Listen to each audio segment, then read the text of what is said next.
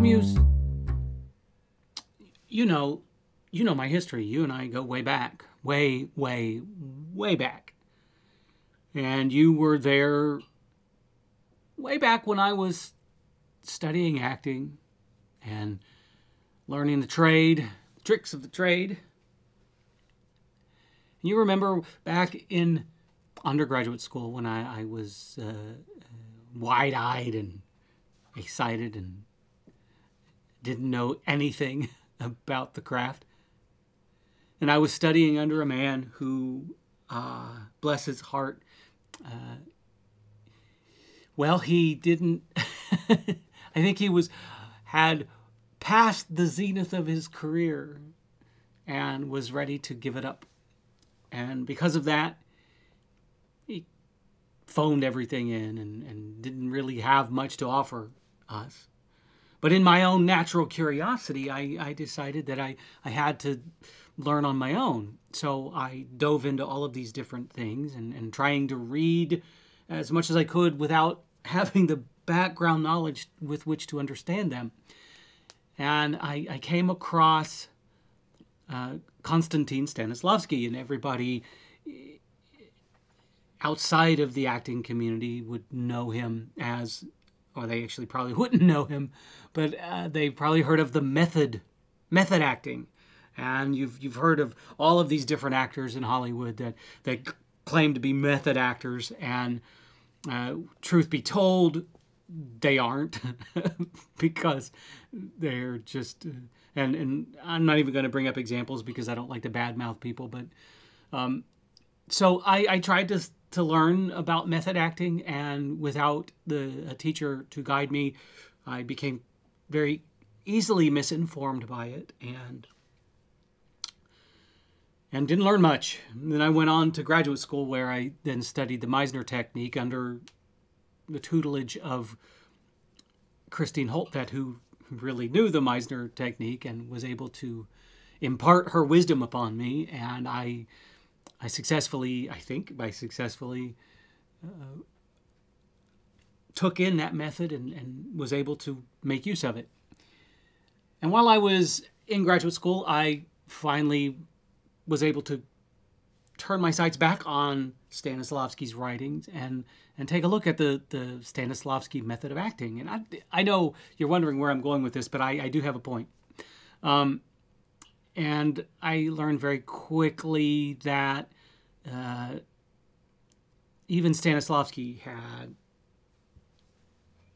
glanced at what Americans were doing to his method and said, no, this is not what I meant. And that takes us to now.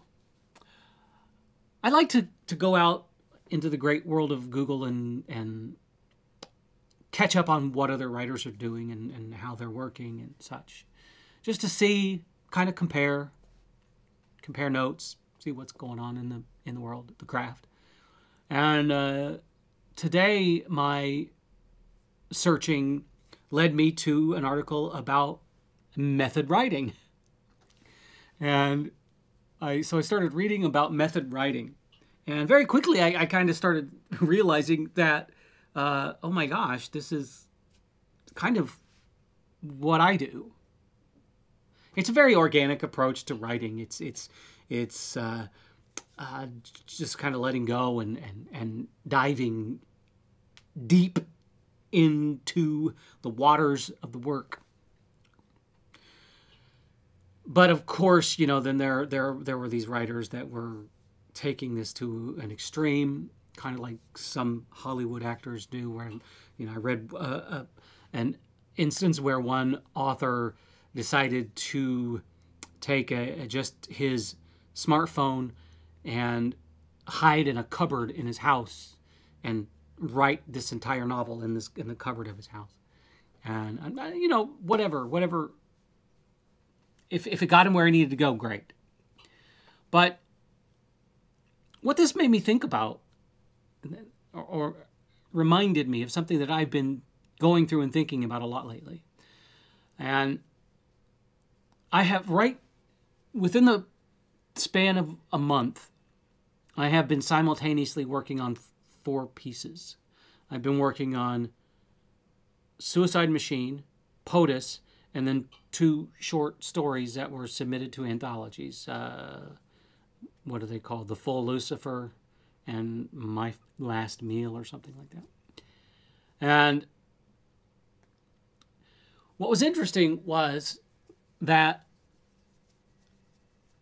because of the way I write, I wasn't getting confused while I was working on each piece. While I was away from them, I was experiencing things in I was assuming that I was experiencing things in real life, or remembering things that happened in real life, only to find out that they actually happened in something I was working in.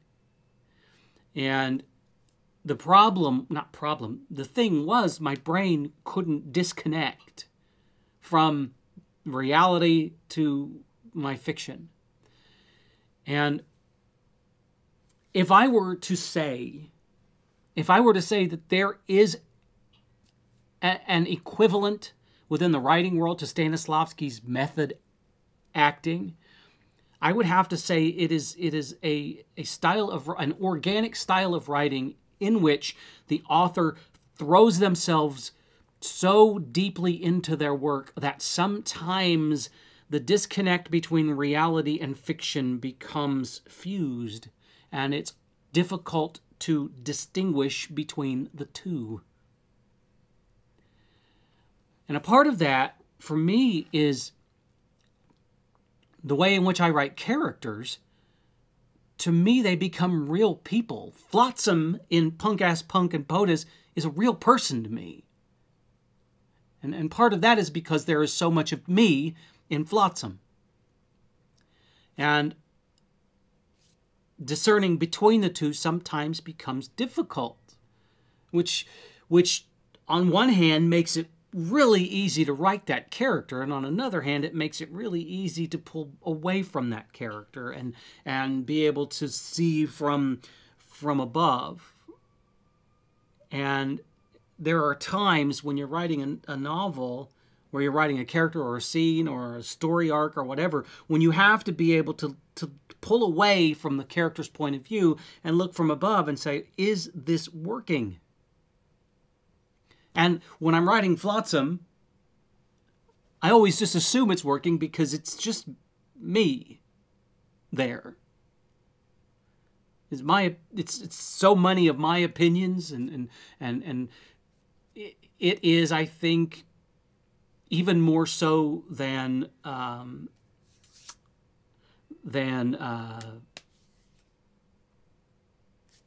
can't even think of his name, Grimm. Even more so than Grimm in the Reaper series, I think that Flotsam has more of my own personal filters. And I think that I get a lot of people that reach out to me and say, your characters are so believable and honest and earnest and genuine. And I think that part of the reason I managed to accomplish that is simply because I invest so much into these people. So much so that it does become, in effect, a sort of method writing that is more akin to Stanislavski's method acting than what a lot of people that I'm reading about are saying that they're doing method writing. Because method acting is really is emotionally and mentally and physically very immersive. And you know, there's sense memory and sense muscle memory, wherein you can there is a physical experience that you can have that immediately keys you in to an emotional connection. And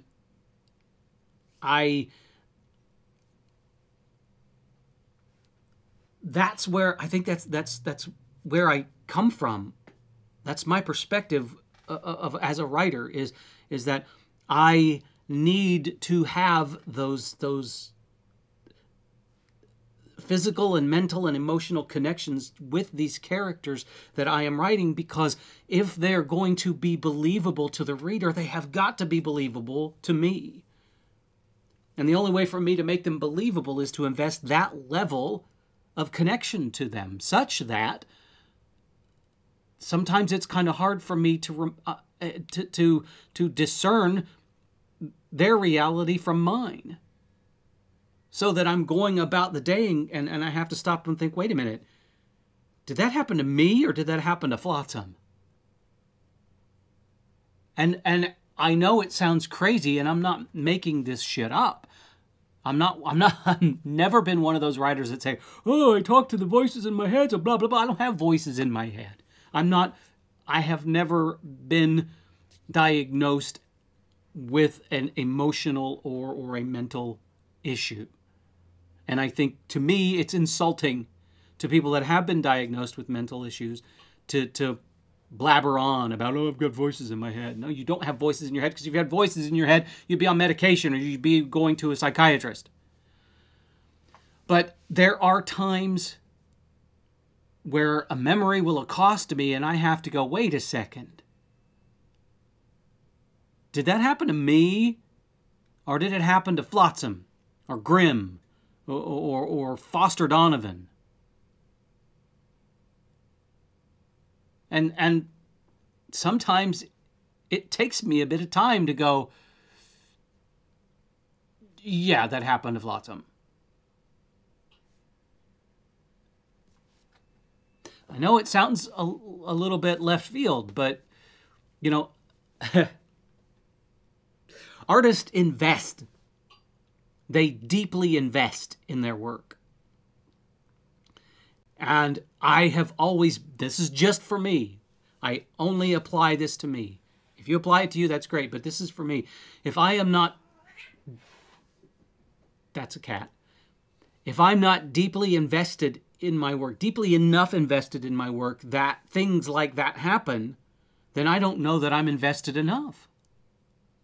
And I know that the reason I approach writing like this is simply because of my background as an actor. Because as an actor, it was all in. It was all in or nothing. And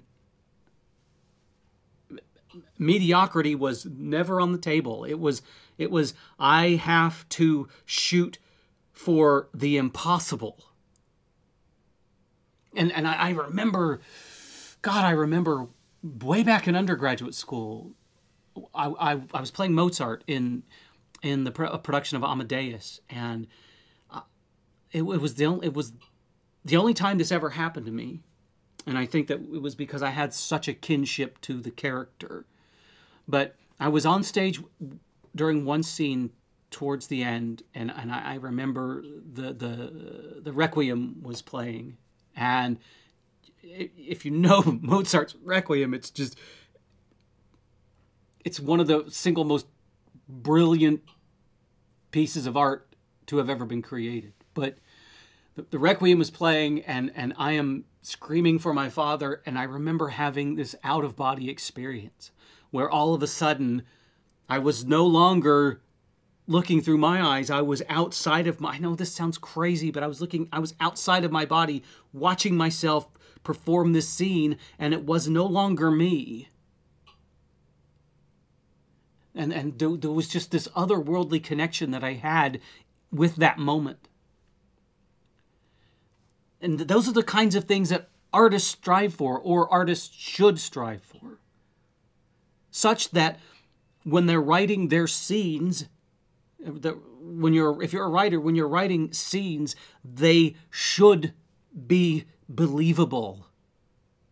You should, the boundaries between reality and fiction should become so frail that you could just see right through them.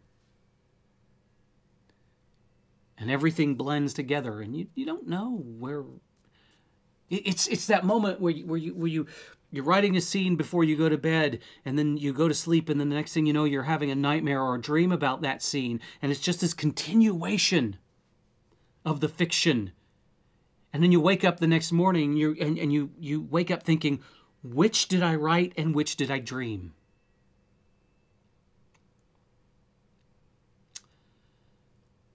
And I am in a constant quest to reach those levels And I feel like if I cannot reach those levels, what's the point?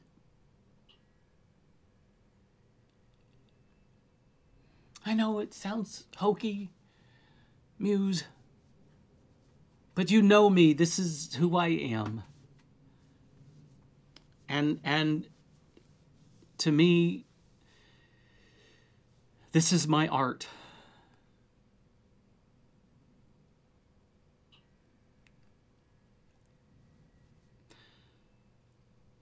My universe is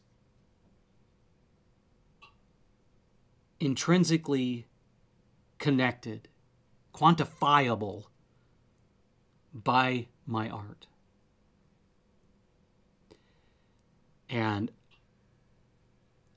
I cannot let that down. I cannot let that part of me down. I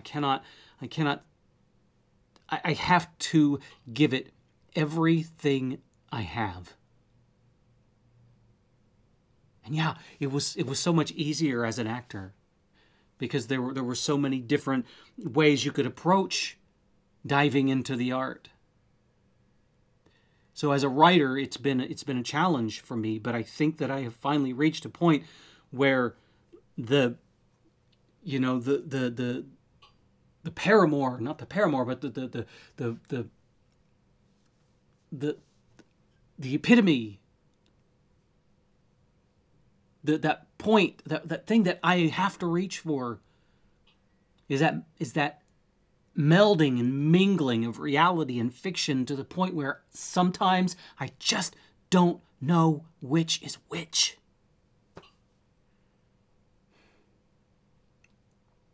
And yeah, it makes life kind of hard sometimes. Not because I'm confused. Oh, what's reality? What's fiction? Blah, blah, blah. It's not that. It makes life hard because sometimes I feel like I'm not reaching that point and I'm disappointed in myself. That I'm not so deeply immersed in my craft that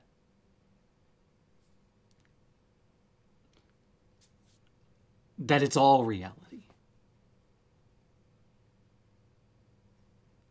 And fiction for me isn't just an escape. It's a redefining of everything.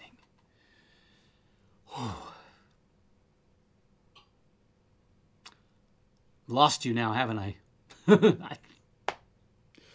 Muse, that's just the way it is. And I'm sorry that I drugged you into this, but I wanted to chat about it. So I did. And yeah, so I'm gonna head back to POTUS, and I've got to make some changes. I'm changing the name of the president in the book. So for a lot of reasons, but I'm rereading it now and plugging in the new name and kind of polishing it up before I send it to my editor. And once the editor gets it and we finish it, then it's time to try and find an agent.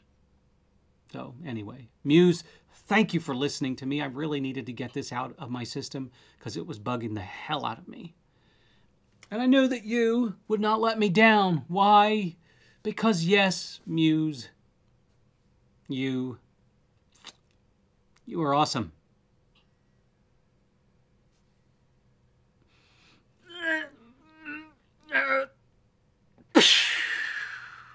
Right there.